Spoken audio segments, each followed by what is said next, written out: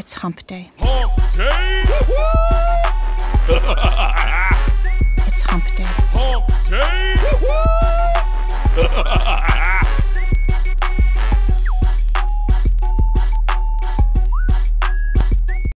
Cameraman? Oh yeah, good call. We're live. Hey everybody, welcome to Hump Day Hangouts, episode 60, the one where we improvise while we get started. But today is the 30th of December, so this is the last Hump Day Hangout for 2015. And let's go down and say hello to everybody. How's it going, Chris? Hello, how you doing? Happy holidays, by the way. Hey Hernan, what's up? Hey Adam, hey everyone. It's really good to be here. Marco, how's it going? Hey everybody, what's up? I hope you had a great Christmas and that you have a wonderful New Year. Dio Bradley, how's it going? Good. I'm looking at IFTTT Gone Wild. Oh God. By the way, Hernan, Hernan, I like the evolution image from monkeys to us at the beach. Yeah. Especially who knew Marco. Did you see who knew Marco looked like that? Yeah, Marco's a strange-looking character when you meet him in person. Yeah, he used to wear those shorts, you know. We were on the beach, but that's fine. Who is? All right, well, let's do. We just got a couple quick announcements, and we'll get started. So we had sent out a survey, and we'd asked people for some input, especially our MasterClass members, because as we were finishing up some of the planned training, we wanted to know if people were interested in having some continued webinars with us, and the resounding answer was yes. So Bradley's going to talk about that a little bit more after I get done with the rest of the announcements, but we are going to be continuing the MasterClass with some additional topics and webinars, which I'll let Bradley go into, and I'm going to pop a link in there now where if you've already, I've never been a part of the MasterClass, or if you had already stopped and thinking it was completely over, you can join back up and get half off the first month. And that's also linked to the holiday sale where you can get discounts on a bunch of other stuff, so check it out. okay. Bradley, if you want to tell them more about it, if you want to tell them what's going on with the MasterClass, what we're going to be doing. All right, yeah. I'll wait till I grab the screen when we start to do questions. So if you got any other announcements, we'll wrap up with those first. Sure. I'm going to defer to Marco on this one, but we just finished setting up and pumping out some initial orders for some people who wanted RYS done for you services. So Marco, if you want to talk about that or let people know what the how, what, when, where, why on that. The drive stacks. Yeah, actually, I mentioned last week that if you want to be part of this, if you're looking to order, or if you think you might want to order, to just send in a support ticket and let us know that you want to be part of this, or that you want to be considered, and we're building a waiting list. This way we don't get flooded all at once by hundreds of orders, because we can't push out 100 orders at one time. And so this way we'll just go down the list, we'll contact you, and if you don't want it, that's fine. No obligation, and if you do want it, we'll send you to the sales page. Of course, if you're in our mastermind and if you've already purchased RYS, you will be first in line anyway. But I'm just saying, for the people that come in, that tune into our Hump Day Hangouts, this will also be made available to you. Yeah, awesome. They're quite nice. Those drive stacks. The guy we got building them he's really good at it. He's very talented. And the stacks are really done really well. So yeah, and I'm going to put the link for the order form on the page. So if anybody's interested in that, also going to say I know we got some people in the Northwest. I'm in Seattle right now, and the weather is freaking awesome. It's cold here, but man, it is just blue skies and nice here. So I don't know how. Bradley, are you warm still or? Yeah, it's Virginia, and this has been the warmest December I've ever can remember, and it sucks. I mean, I like a cold December because it just feels more like the season. You know what I mean? And so it's been shitty and cold and rainy. I mean, warm and rainy, and it just doesn't feel like Christmas or New Year's, but it is what it is. So, okay, I think we're pretty much done with announcements, correct? Yeah, that's it. If you've got the screen, go ahead and if you wanted to go over the MasterClass stuff. let me do that. I'm going to grab the screen, and we'll jump into the MasterClass stuff briefly, and then we'll get into questions because I know we got a bunch already. So tell me when it looks good on the stream end, guys. Looks good. Yep. Okay. All right. So MasterClass was essentially going to be shut down last week. Was supposed to be the last actual webinar, which was 40 webinars. We did 40 weeks of webinars, and we decided we actually had several people contact us and say that they. Okay. Let me back up for a minute. The MasterClass was supposed to be kind of like an interim or intermediate training that was supposed to bring people into the mastermind. The mastermind is the full-on, is like our top-tier training, guys. That's where you guys get access to us, you know, the whole entire Semantic Mastery team. Plus, it's a networking group, a peer group, where there's other SEO professionals in there that run successful businesses as well. It's not just us. And so there's a lot of communication in there, discussion, debates, sharing of ideas, sharing of what's working, what's not working, all of that. And it was kind of too high of an entry point for a lot of people that are just starting out, and so that's why we developed the MasterClass to begin with. It was supposed to be kind of like a stepping stone, like, hey, come take this, and by the end of this class, you should be making enough money if you've taken action on what you've learned to where you can graduate to the mastermind, and that was the whole point of it to begin with. However, there's a lot of people in it that once we decided we were going to sunset it or shut it down.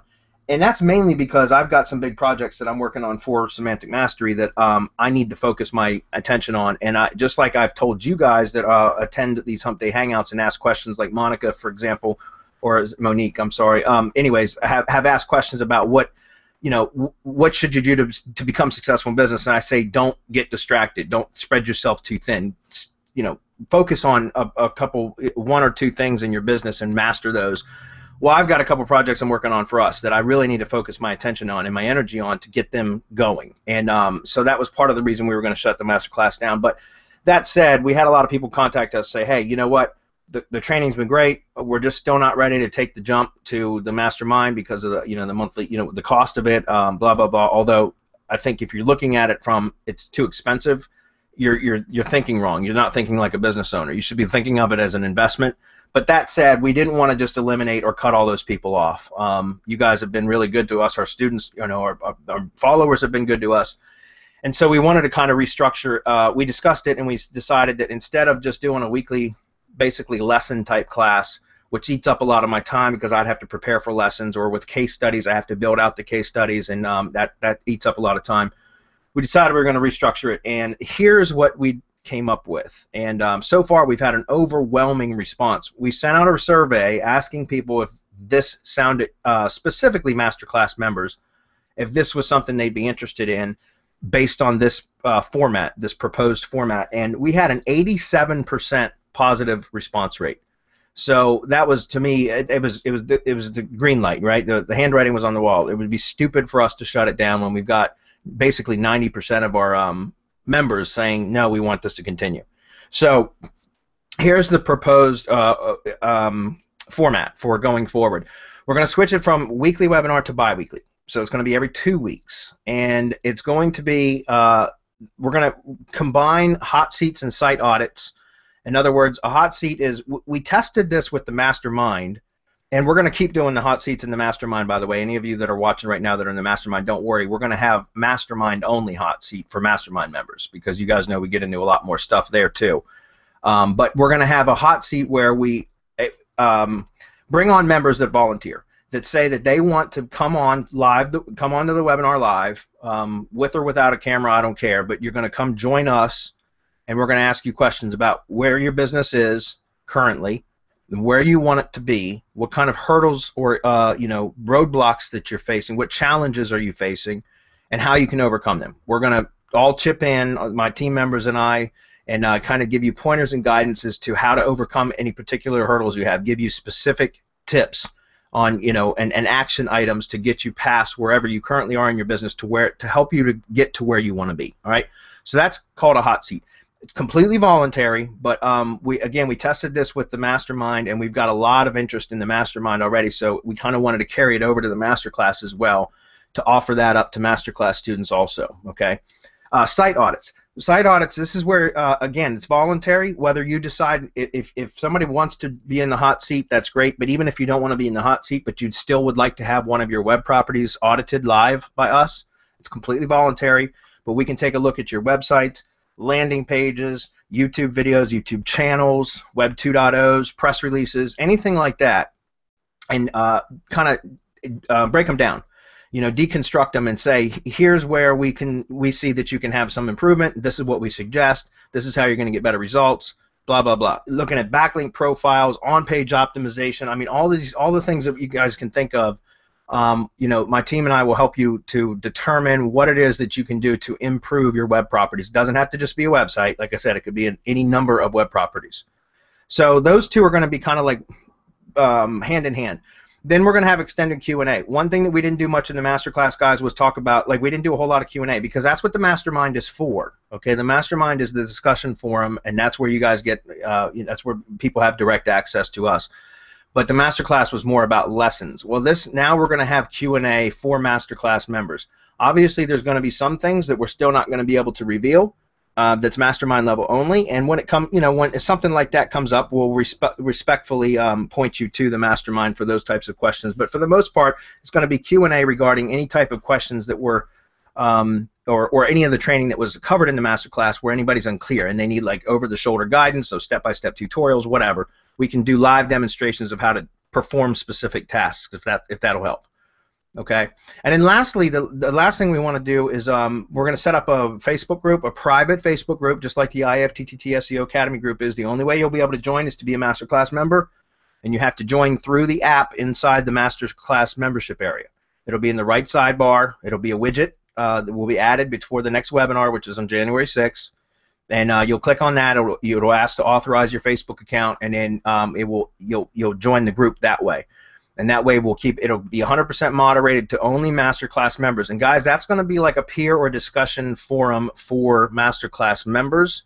We will have a moderator or possibly a couple moderators in there, but it's not going to be direct access to us or the Semantic Mastery team because once again, that's reserved for mastermind level only.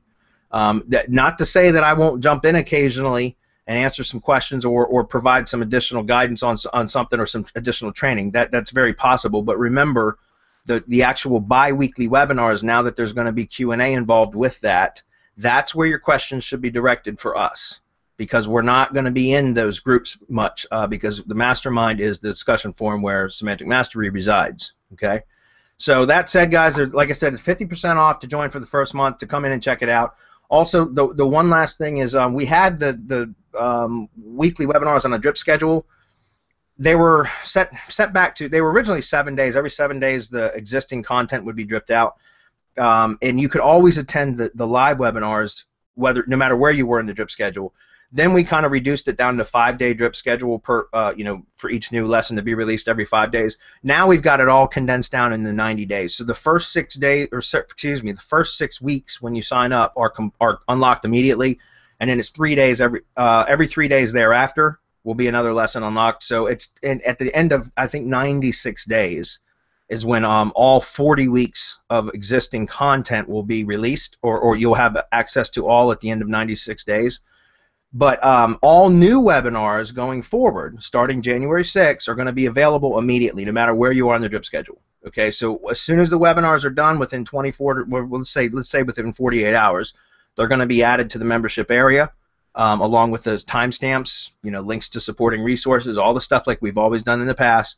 All that will be available no matter where you are on the drip schedule. Those will be available going forward. Okay, so we want to provide a lot of value to this. We just wanted to change the format up. It's going to make it easier on me because it's going to be coming on and helping you guys with specifically what you need instead of preparing lessons.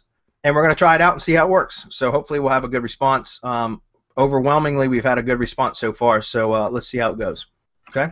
If anybody has any questions, they can also, by the way, look in the IFTTT, or no, excuse me, this is the SEO tutorials and case studies Facebook group, and I've got it detailed right here as well.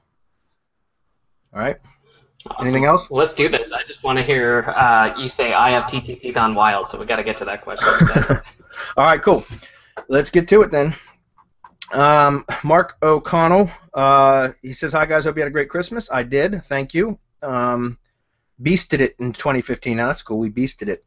Got a few questions. Last week I had a question and wasn't clear, so my bad. I asked if you use the same blog to link to subdomains. What I meant was, do you use the same syndication blog to link to subdomains, the blog you upload current post to? You can, Mark. I've done that several times with some of my lead gen properties where I build out subdomains with for different cities. I'll just use the root domain blog as my content distribution engine. Otherwise, and the reason why is because I'll have like one curator that curates and publishes posts for that particular company that just has multiple locations. So instead of having her log into, say, 8 different blogs, 8 different subdomain sites to post, I just have her on a posting schedule where she posts from the root domain, and then use contextual links within the content of the post to link to one of the subdomain sites in each post.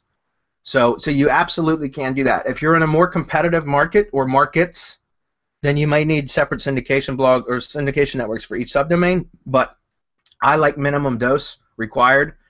Take the least amount of effort to get something to work, to rank for you, and to produce results. So I would start with just the branded IFTTT network and use your main blog to start linking to your subdomains and see how well it performs. If you need additional work from there, then you can always branch out and start adding subdomain-specific networks. Okay? Great question, by the way.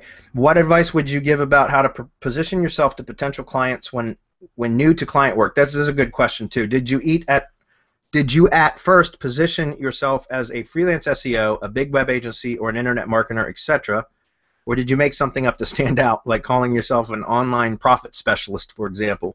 Bit nervous about it, done a bit of web design and citation work, but not SEO on a monthly basis, thinking of ranking them a video for small keyword before pitching them. What would Bradley Benner do?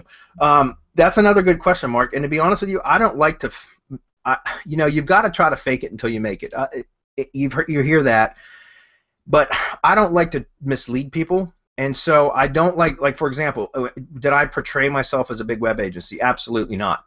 What I did, because I was in the same position you were, Mark, or you are, Mark, 5 years ago when I started in SEO, and I was really nervous. I have a fear to this day of cold calling. I still don't like to do it, even though I'm very confident about my abilities. I still hate cold calling, and I just don't do it.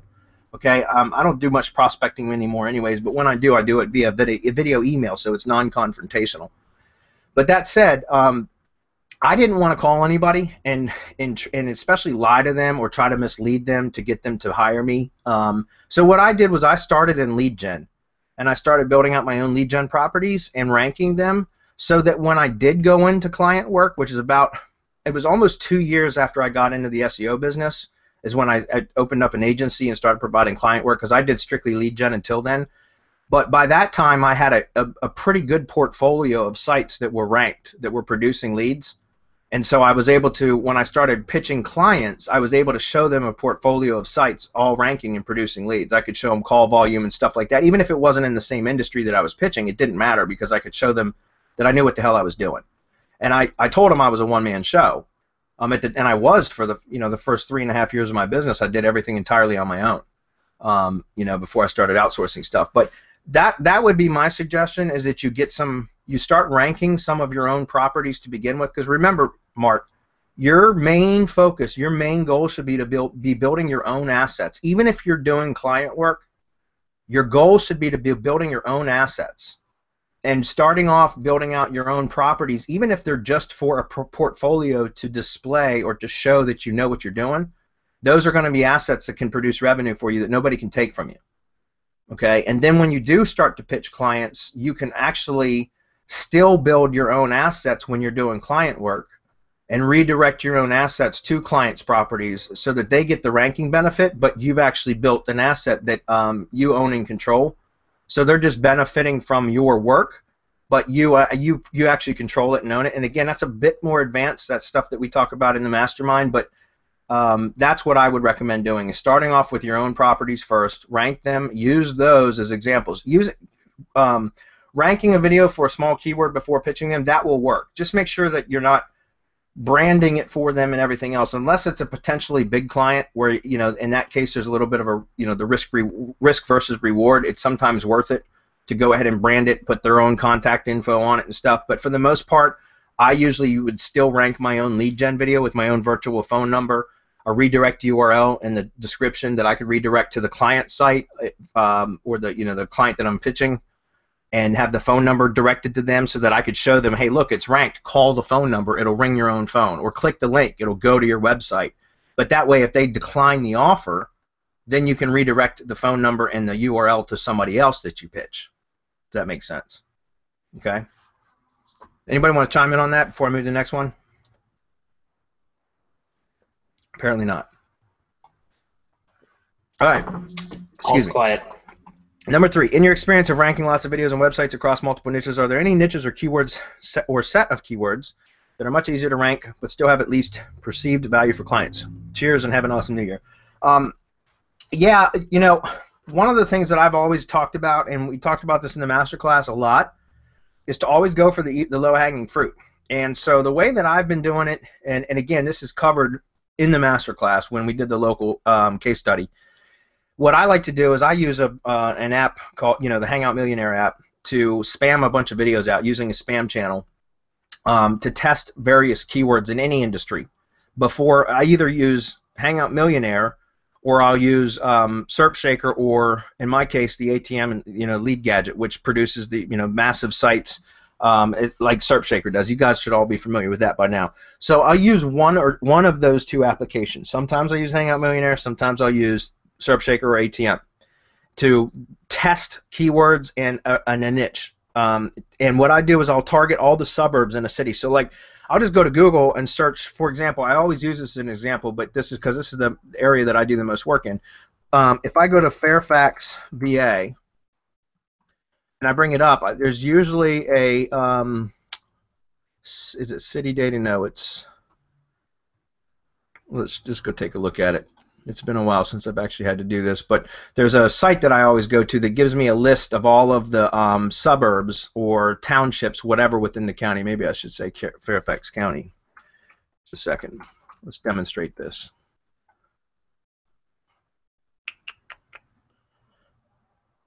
Yeah, okay, it's not coming right up right away. But anyways, I'll go and I'll find it's zip.net or something like zip.com. It's a site that I usually go to find the different cities or townships within a particular county, and then I'll test. Let's say I've got 5 main keywords that I'm looking at to go after. Then I'll basically set up a campaign to build out 5 keywords plus those 5 plus however many cities are within a particular area or townships, whatever, are within a certain area. So, for example, in Fairfax County, I believe it's 23 cities within Fairfax County, Virginia. And so I'll build, if I've got 5 keywords that I want to test, I'll build a page, a Serp Shaker page, or pages or posts within ATM or the Serp Shaker, or I'll do a Hangout Millionaire campaign where I'll target 1 video or 1 post or page per keyword per city. So if I've got, let's just do, for math's sake, let's say it's 20 cities that I'm targeting with 5 keywords. That'll give me 100 posts or 100 videos if I'm using Hangout Millionaire. And I'll just spam them out there, guys. And that's exactly what it is. It's pure spam. And then I'll monitor them to see which ones rank, and which ones, and the easy ones, the ones that end up on page 1 with little to no work beyond just the initial setup and the publishing or the syndication of the videos or whatever. Then those are the ones that I know are winners, because I can. And if they land on page 2, chances are it means that with just a little bit of off-page SEO work and a little bit more careful setup with proper on-page and that sort of thing, that I'll be able to rank those on page 1 too. And so I don't go after keywords that don't have particular value. Now, the keyword planner tool, guys, may not show search volume plus a particular city for some of the keywords because of the suburb areas that I'm targeting. They don't have enough search volume for Google to show that. But make no mistake, there's traffic on those keywords. And so what I found, and I mentioned this many times before, is that cumulatively a little bit of traffic coming from, like, so for example with Fairfax, Virginia, Fairfax, VA is kind of the broad keyword that most people would target. And that's where most of the traffic comes from. And so, but if there's 22 or 23 suburbs within Fairfax County, and I get a little bit of traffic from each one of those suburbs, it's going to cumulatively it's going to add up to be more traffic than I would if I had just focused my attention on Fairfax, which is going to be much more competitive, much harder to rank for. It's going to take longer before I start to see results. So I'd rather go after all the low-hanging fruit in the other areas. And here's the thing. When you're able to spam out a test like that and find, let's say out of 100 keywords, let's say it was 20 cities, 5 keywords that I'm testing, that's 100 total possibilities. And out of those, even just 20% of them rank. That's on the first page. That's 20 properties now that I have, 20 keywords plus cities that I can use to sell to somebody, right? Now, I've got the data. I've proven that they're easy with little to no work other than just the initial setup that are going to rank. So when I go in and I produce actual money properties for those, I'm going to take better care of them. They're going to rank even better, and I could sell those as a package deal to a particular business and say, hey, look, I got 20 keywords here. How, you know, would you be willing? Would you be interested in all 20 of these keywords for this much money, whatever it may be? And it varies depending on the industry. Does that make sense? That's a hell of a lot better, in my opinion. It's more impressive and it works better. It's more effective than saying, okay, look, I'm going to get you your main keyword plus Fairfax VA, and it's going to take me 3 to 6 months to get you ranked. Instead, I go to them and say, look, I've got these 20 keywords that cover all variations of the keyword in all suburbs around Fairfax, and I can get you these right now for this much money. Would you be interested? You know, results now is, you know, what do they say? A bird in the hand is worth 2 in the bush. So that's what I'm saying is it's totally more valuable that way. So hopefully that answers your questions. I don't like to look at perceived value. What I like to do, by the way, is when if I'm using the Google Keyword Planner data, I like to just show them what the main keyword is, not without a geographic modifier. So let's say if we're going after, I don't know, emergency plumbing, I guess, or something like that, water damage restoration, you know, basement waterproofing, I don't know, anything like that. Then I just go and I show them what the general keyword cost per click data is inside of AdWords. And then I say, look, this is what the cost per click is. I can get you 20 keywords right now with unlimited click potential for a flat fee per month. If you were to pay for this keyword in Google pay per click, and you were to just get 30 clicks per month or 50 clicks per month, this is how much it's going to cost. You know what I mean? And so that's what I do. I just show them that data. Okay, hopefully that answers your question. We're going to move on. Kevin says, could you recommend a few good services or specific SEO gigs for social signals to be used directly on the money site? Excuse me. Adam, if you can pull the social networks, the Dan Anton service link, if you're still listening. I am. I'm switching between windows. Yeah, I'll check it out. Yeah, it should be on our sheet, but that's Dan Anton social signal service is probably the best one I've ever used. Not probably, it is. And I went through about a 6 or 8 month period earlier this year where I tested every single social network service I could possibly find, and his was hands down the best. And it's a little bit more expensive, but it's totally worth it, because what happens with his is his service creates posts on social properties and then gets social activity like comments and likes and plus ones and shares on those posts. So it's a 2-tiered social signal service. Instead of just direct likes or shares to the money site, it's there's the shares from the money site posts or pages to the social network services, and then there's a bunch of activity on each one of those social posts. So that really reinforces it. That makes those social signals actually real social signals. And that is none of the other services I've ever seen do that. So I highly recommend that. It's the only one that I use for money sites now. Jeff says, it seems most of the sites used for video embeds in Video Powerhouse Network are self-hosted. Are there Tier 1 and Tier 2 IFTTT networks? Yes, Jeff, that's what they are. They're self-hosted WordPress sites as Tier 1 that have good metrics, that weren't spammed, and then then there's a IFTTT network around every single one of those sites.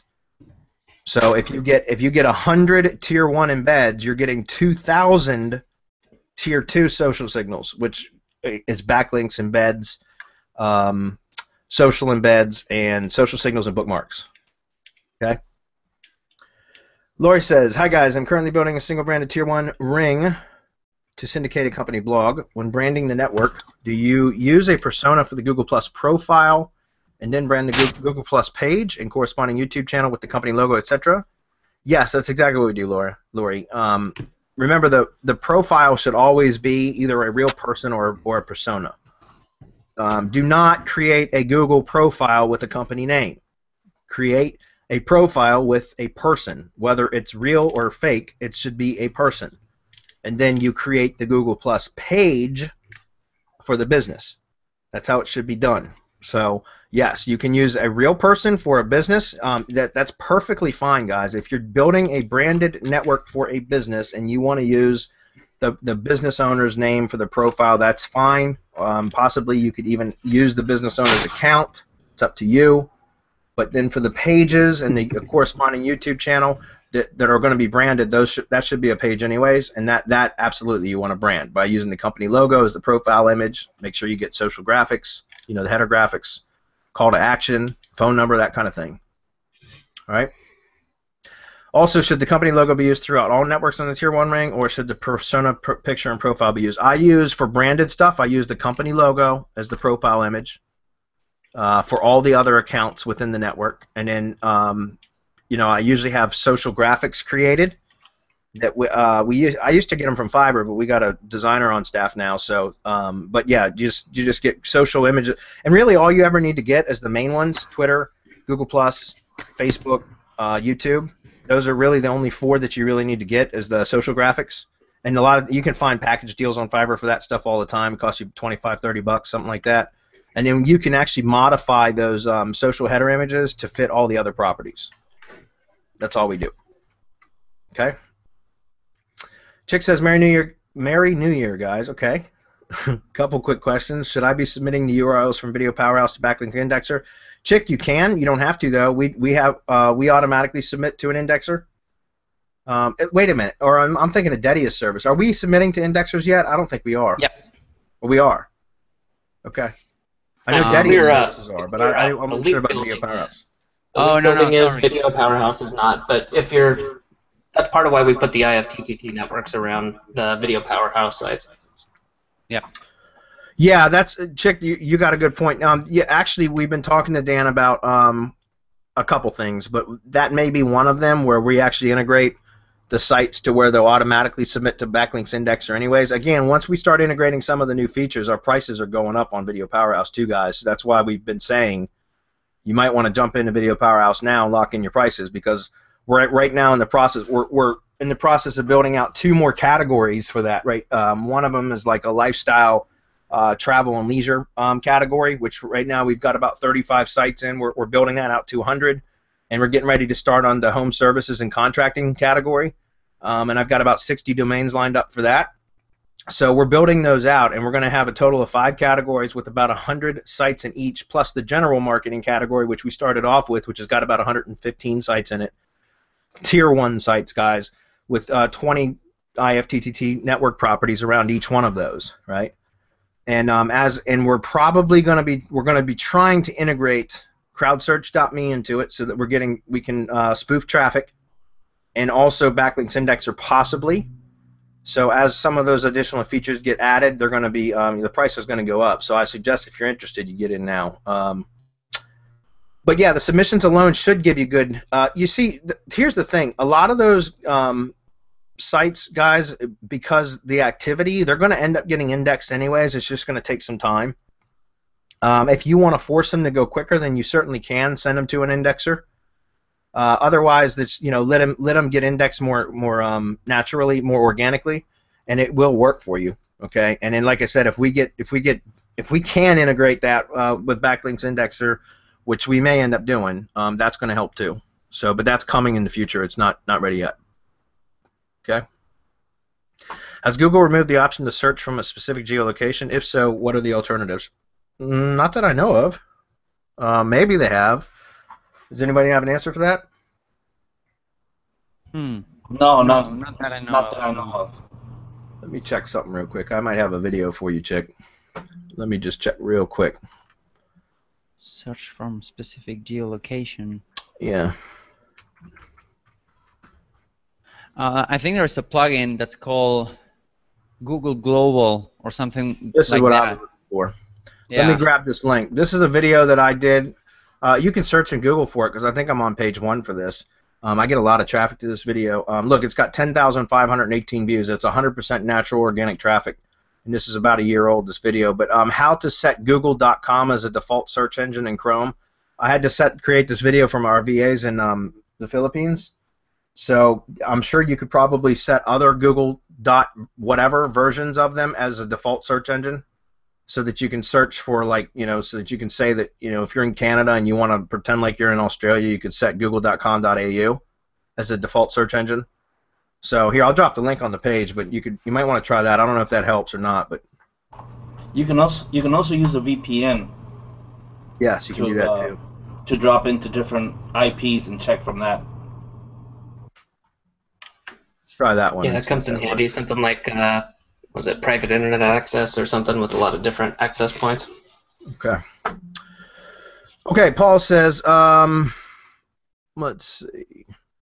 First, I want to thank all you guys for the work you've done this year. It's been amazing. Thanks, Paul. I'll +1 that. My question is, I have a client in Australia. He has 2 companies and wants networks for both. Should the Tier 2 networks be from Australia or can they be from the U.S.? In our experience, Paul, it doesn't matter. On Tier 2 especially. Tier 1, if you can, you want to set them up, the profile or whatever, the bio information to be location specific. But as far as I know from our experience, for most markets, Tier 2 can be in English and it doesn't matter, or U.S. based. Hernan, you got any insight on that? Yeah, it can be. Yeah, again, it doesn't really matter because I've been pumping Spanish sites and been ranking Spanish sites and other foreign niche sites with Tier 2 English, which is easier because spinners in other languages kind of suck, and even in big languages like Spanish, for example, they suck. So you will be better off with your English. Okay. Sky says, rel equals next and rel equals previous worth implementing on websites? That's basically how to interlink site posts on a site so that you can link to the previous post and the next post and that sort of thing. I imagine it might be useful to interlink related articles together using the tags and having all the article pages to link to a web page you're trying to rank. Is this a good direction? Yes and no. Just using basically generic next and previous, you can destroy a silo structure that way. So you're better off using plugin like the related post plugin type thing that is based on tags or even categories for that matter. Because if you've set up a site and you built it properly with silo architecture, then you do not want to bleed your silos by linking from one to another, which you can do with next and previous, right? Because let's say that you got 3 silos on your site, and you do a post today that's within one silo, and then tomorrow or later this week, whatever, you do another post and it's in another silo. If you're using the next and the previous links like that, then you're going to be bleeding those themes because you're going to be interlinking between silos, which is going to actually hurt. It's going to do harm. It won't get you de-indexed or anything, but I'm just saying you'll lose some of the effectiveness of the silos in which you set them up for the purpose of ranking anyways. Does that make sense? It'll kind of hurt that. So I don't recommend using that. You're better off either doing them manually when you create the posts, which is typically what we do. I mean, I don't usually use the the related post plugin, which you can, and some themes actually have that stuff integrated. Some of the premium themes have that integrated in them directly, which you can set by categories. It will only show related posts within the same category, which is really what you want. It's okay to link between posts in the same category. It's not necessary, but it's okay if you do. And sometimes, obviously, it makes sense, and that's why typically we do that manually. But if you have like one of those types of plugins where it will only show related posts within the same category, that's not going to hurt anything. Okay. In fact, it can actually help some posts that if they're not indexing well for whatever reason, which if you've got your site set up right, they'll index. And if you've got decent content, they'll index, so you won't have any problems. Okay. IFTTT Gone Wild. Do you have any funny, tragic stories of recipes that spiraled out of control and led to a mass self-propagating automated duplicates? Yes, Glenn. Apparently you've experienced that as well. Yeah, it sounds like the good start of that sci-fi story. Yeah, I've had, we've had it happen. We've had it happen where triggers were set up that were duplicated, so that, like, if Blogger, if RSS item detected, then post to Blogger, and then Blogger was set up if Blogger RSS from Blogger post detected, then post to WordPress, and next thing you know, it just creates this never-ending cycle. And I've had Tumblr accounts and Blogger accounts and WordPress accounts from like one particular network that had like 30,000 posts, and they were duplicates. And for whatever reason, I was able to discover it and go in and delete all the duplicates before my accounts were terminated, believe it or not. But I have actually had it happen in the past where I've screwed up and left a self, perpetuating loop like that in place, and it's shut down my accounts. Have my accounts terminated, and that's a pain in the ass. But it happens. We're all human. We make mistakes, right? So apparently you've experienced that as well. Also, was curious if any of the guys on your team actively use OnlyWire. No, not anymore. I haven't used OnlyWire in years. They were just way too expensive. Way too expensive. So I don't recommend it, only because it really is expensive. If you try to use OnlyWire on their free version, it sucks. If you try to upgrade to their paid versions, you're so limited on what you can do, unless you get like their enterprise level, which can be hundreds of dollars per month. So I just don't use it. Also, Glenn, I like your beard. That's it. All right, Ed says, hey, everyone, I have a few questions on my new IFTTT networks to help boost videos I've already uploaded from my channel that is not associated with any IFTTT accounts, as this channel has been in use since before I met all of you in Semantic Mastery. I have several videos uploaded from this channel, looming at the very bottom of page 1 and others in the middle of page 2 on Google for about 3 months now. I have done no link building to them other than the original sharing button I used just under the video upload section in YouTube, such as Blogger, Tumblr, Facebook, LiveJournal, okay, etc. I have a brand new full 2-tier IFTTT video syndication network I just received from you guys, and obviously can't re-upload those videos to the new YouTube channel because they will all be different URLs and considered brand new videos. Would a good strategy be to embed those videos I want to boost as manual posts on the Tier 1 blogger, the trigger blog, in my new network, and then have the blogger post act as the trigger for the other remaining properties? Yes, you can do that. In fact, it's IFTTT video syndication network. You know what I would do, Ed? There's a couple things that you can do. You can do that, yes, but you can also set up like recipes. We've talked about this. In fact, we have it might even be on our knowledge base. Adam, can you dig that up? How to trigger IFTTT networks with like recipes? Oh, sure. Yeah, I think that's in our knowledge base. If it's not, then I'll have to dig it out of my bookmarks. Yeah. But it's on our Put the blog. support link on there, and Ed, you can go over there and check it out. It's really easy to find. Yeah, Ed, if you go to our support.semanticmastery.com, there's a knowledge base there with frequently asked questions. In the IFTTT SEO section or category, there should be a particular help video on that, because I specifically did a blog post about it just for this reason, because it's been asked many, many times. But you can set up like recipes, which can trigger the network when you like a video from that channel, from the channel that's connected to your networks. If you like a video from that channel, it will syndicate it out across your networks. So you can actually log in as your YouTube channel that's the center of your networks and go to your other channel where those existing videos are and just hit the like button, and it will syndicate out across your networks. However, the other thing that I would suggest doing is setting up an associated website to go with a WordPress site, because it's easy, to go with your main money YouTube channel that has the syndication networks, because then you can connect the RSS2 recipes, which you can find in the account workbook template. You can set up RSS2 recipes with your money site, or excuse me, your associated website RSS feed as the trigger that you can use to also resyndicate videos when you need to by just creating a post with an embed on your associated website. Then it'll syndicate out across your networks again. You can have both RSS2 recipes and the YouTube 2 recipes activated in the same IFTTT account. It won't hurt anything. Okay, so that'll give you the ability to go and just make a post on your associated website and have it resyndicate as well. Okay, so that's 2 things you can do right there. Number 2, is it recommended, would it be good to add a few snippets of new original content and contextual link back to the same video I embed in the post, or is that overkill? You can. I mean, it's not necessary, but you can. Honestly, for most video stuff, guys, I don't even add any content. All we do is add a link to the original video or the playlist. and a link back to the channel, and that's it. Okay. Can I also grab the existing links from all properties mentioned above and push them through my new Tier 2 network the same way, or will that not be as good as the associated with same videos I will be embedding as new posts in the same network? Can I also grab the existing links from all the properties mentioned above and push them through my new Tier 2 network the same way?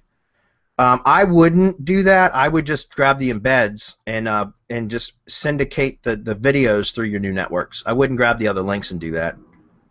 I just wouldn't do that. Again, I like to keep my video networks clean, guys, with just video content on them. Like, I don't like to use them for backlinking purposes usually. I just use them to rank the videos. Okay? Hopefully that helps. We're running out of time. Ray says, what is the best way to index Serp Shaker ATM type of sites? Okay, I'm going to say this, Ray. As long as you're not sharing your details with other people, what works really well for me is to actually add the site to a Google Webmaster Tools account or a Search Console account and add the sitemaps. You're going to have to use multiple Google accounts because you don't want to put more than 1 or 2 sites in any one Google account. Trust me, you do not want to do that. So don't do that because I get that question all the time. But that's what I do. As far as indexing, what I found to be the best for indexing for these is just to submit the sitemaps to Search Console, and then I use 1-hour indexing for those types of sites only because, like, I use the ATM sites, which are massive. You know, they're like usually around 30,000 posts, and if you use some of the more aggressive indexers, it can actually really slow down your server because all the bots come crawling too quickly.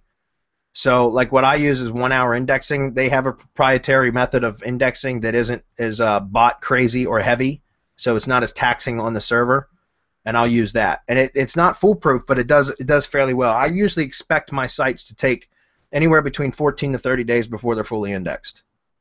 Okay?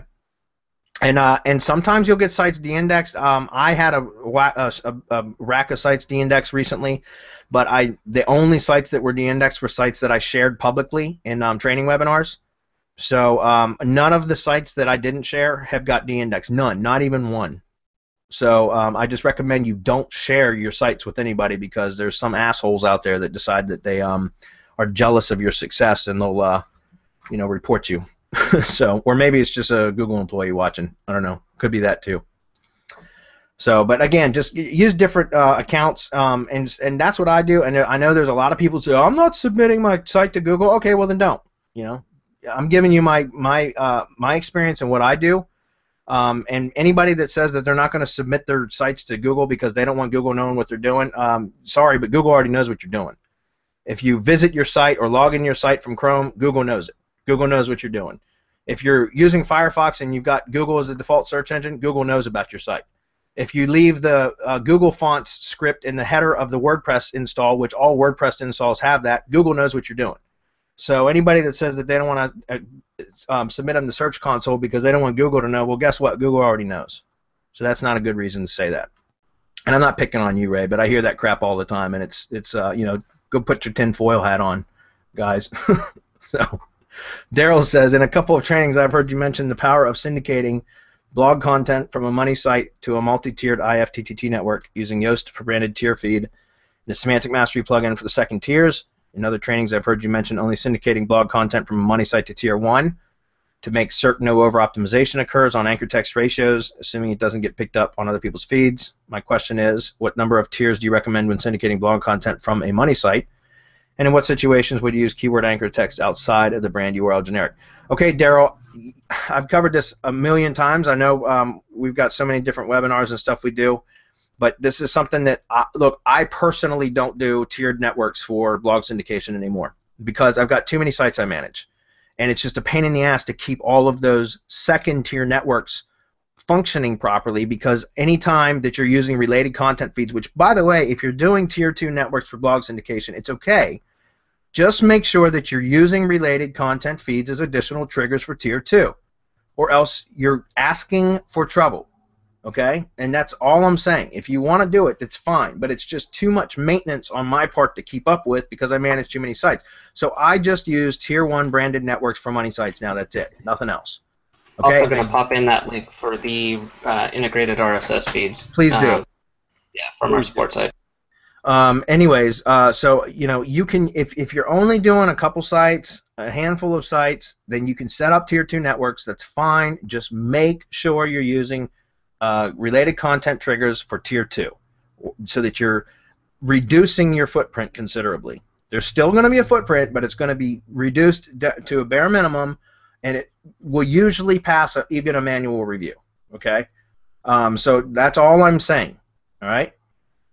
So as far as your anchor text ratios, look, I like to use brand and URL terms or broad keywords when I'm linking, and those are just from the contextual links within the blog post from the money site. And make sure if you're using tiered networks that you set up your attribution link using the methods that we recommend, which are, let's grab this URL real quick. They're listed right here, semanticmastery.com RSS-recipes. Okay, just go to our blog, hit search, whatever, you'll find it. Or Adam, you can grab the URL if you don't mind. But if you click this link here, it says for branded network spin tags where you're only doing one network, this is what we recommend for this. Or for the attribution link, if you're not using the our RSS plugin and you're using the Yoast plugin, you're not going to have the ability to spin, but it's the same concept. It would just be, there would be no spinning. For tiered network setup, you only want to use the post link attribution. You do not want to link back to the home page as well. Okay? And then also the contextual links within the blog posts themselves.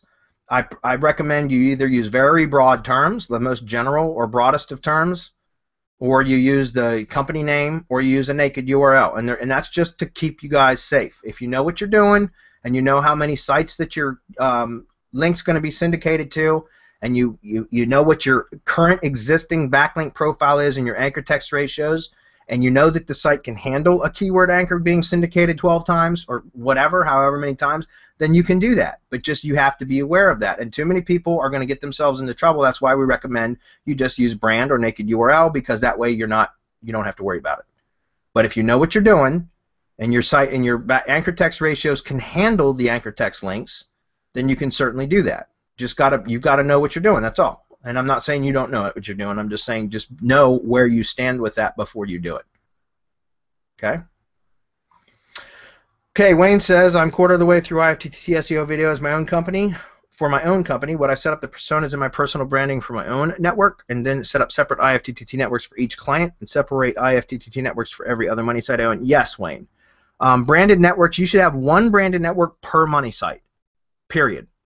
Whether it's client work, your own work, doesn't matter. You should have one network per site, and that's the best way to do it. Okay, because that's what gives it that semantic relevance, guys. Don't share tier 1 networks with other properties. Just don't do it. You set up a separate branded network for each web property that you're trying to rank or that you're doing SEO work for. Okay, that's part of Web 3.0, right? That's why they work so well, by the way. Scott says, building IFTTT networks around my PBN sites, +1 that. That's a great strategy. Any harm in creating a Google Webmaster Tools account for each PBN that has an IFTTT network? Absolutely not, Scott. Because remember, each IFTTT network is going to have its own Google account, right? It's going to have its own Google profile and probably a Google page as well. So yeah, just submit a 1-to-1 ratio, one PBN site per one Google account that's connected with that IFTTT network. That's it. I absolutely recommend that. Again, people say, oh, why would you submit your PBN sites to Webmaster Tools? Are you crazy? No, but they work well because we submit one PBN site per Google account. We're not hiding anything, right? It's all branded. All the IFTTT networks are branded for that PBN. We build the PBNs with a brand, so to speak, in air quotes, right? So there's absolutely nothing wrong with that. In fact, you do the same thing. Submit your site maps and everything to Google Webmaster or the Search Console, and that's it. Just you spread each one site. It's a 1-to-1 ratio. One site per account, and that way you, if anything were to happen and you were to get de-indexed on a particular site, it's only affecting that one account. Okay. Kevin says, hi, is it better to put Twitter widget in the footer to get all the individual pages of my site crawled by Google regularly, or would the widget have to be in the sidebar of each individual page? Thanks. It doesn't matter, Kevin. It doesn't matter whether it's in a footer or a sidebar. It's the same because it's going to be something that's present on every single page. The same widget, right? So it's just the activity of the widget being updated by the tweets that are going to get the bots crawling more. And Twitter, and there's a whole bromance thing going on. So it doesn't matter whether it's in a sidebar or the footer. It makes no difference. It has the same effect. Kevin says, do you recommend auto-blogging for money site blogs? Absolutely not. Absolutely not. I don't even recommend auto-blogging for Tier 1 blogs or for Tier 1 links. You can do that at Tier 2. Just don't do it for Tier 1. If so, what software would you recommend? I don't recommend any because we don't do it. I do all that stuff manually. I have VAs that do it because that's the only way to protect yourself from getting slapped. Okay. All right, we're almost out of time. We'll go through just a couple more guys and we're done. Kevin says, I signed up for web... Nope. Yeah, I got him straightened out. There's a couple back and forth, but those are good to go. You can skip those. Okay, tell me when the next one is. I'm scrolling up. So, Daryl, we're getting you sorted out. The coupons appear to be working, but I'll talk to you via support. Let's see. That's a keeper. All right, Kevin's asking above Wayne's here about GSA. Do you see that one? Okay, yeah. Do you guys get better results by pointing GSA links to the actual page on the Web 2.0, or is it better to hit the top-level domain? Some of the top-level Web 2.0 sites don't have any links going to any pages or page links. That's a good question, Kevin. Just because of the amount of time that it takes to set up campaigns into specific posts on the Web 2s, I don't. I just juice the hell out of the home pages. That's it. So essentially, like the top-level domain, which would be your, myblog.blogger.com or myblog.tumblr.com. I just juice those because you can, look, if you've got the time and the resources to be able to extract individual post URLs and set up campaigns for those, it will absolutely be more effective. There's no question. But what I do is just juice the hell out of the home pages because of how many network, how much volume we do. And then usually by the time the posts, because remember, even if your links within the posts aren't showing on the home page, which I'm not sure which ones do that. I guess if it's a truncated post, the links won't be on the home page. But the post URL, right, to the post on that blogging platform, whether it's Blogger, Tumblr, WordPress, whatever, that is on the home page, which is juiced. So you're still funneling juice through the home page, through the blog post title URL to the blog post itself, which in turn has a contextual link pointing back to your money site, right? Or even if it doesn't have a contextual link, it still has the attribution links, right? So you still get benefit of that, and that's why I do it, because it's just so much easier to set up and more efficient. Hopefully that helps, but usually by the time the sites are actually paginated, where the posts where they actually paginate, they go off the home page to the older post page, usually the effect that I desired was already achieved anyways. Plus, remember, I'm doing other things besides just that, right? Okay, we'll answer about 2 more, and then we're going to shut it down. Jay says, yeah, Jay's awesome. Jay's going to be on one of our next hot seat webinars. Him and Sergio are going to be on our next hot seat, which is for Mastermind, which is next week, next Thursday, actually. What's next? Jordan is, this is good. He says, tease me into salivating over IFTTT 2.0, and how does RYS differ from IFTTT, the 100,000-foot flyover?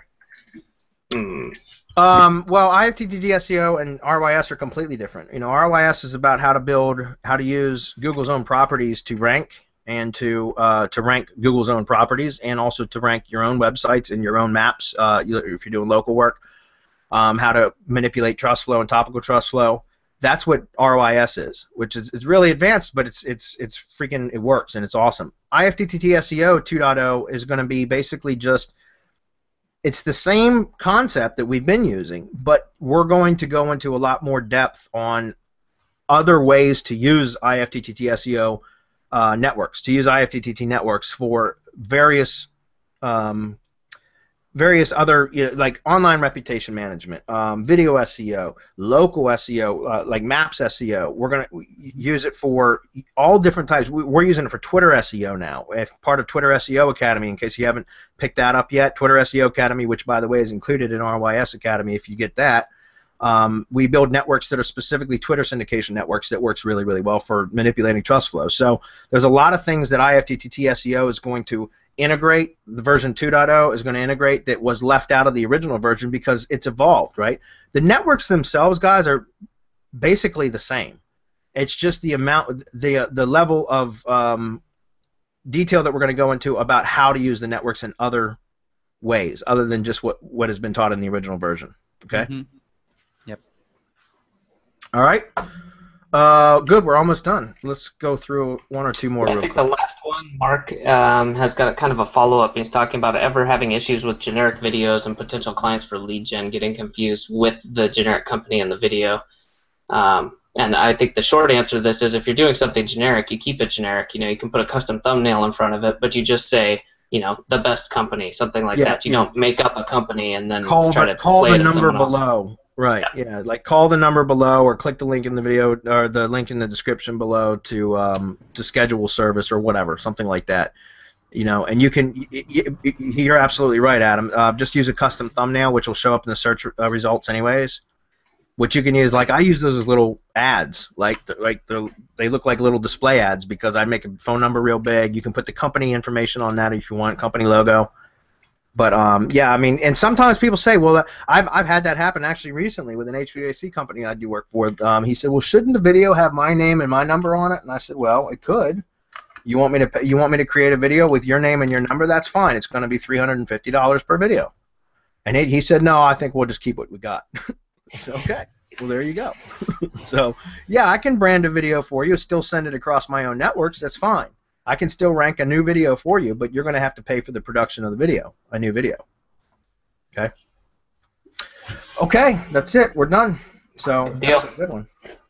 Yeah, I just wanted to remind everybody, stop by the holiday sales going on for 2 more days. So I'm going to pop the link in here. So if you're looking to get networks or basically anything now with Serp Space, we've got open.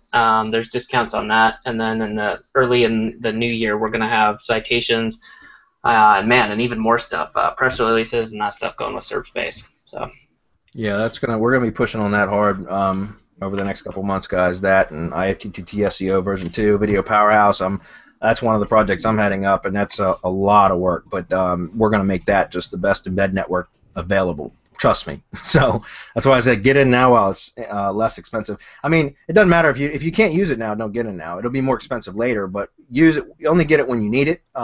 And trust me, it'll be the most powerful network out there. So, okay, guys, thanks for everybody being here. Happy New Year to all.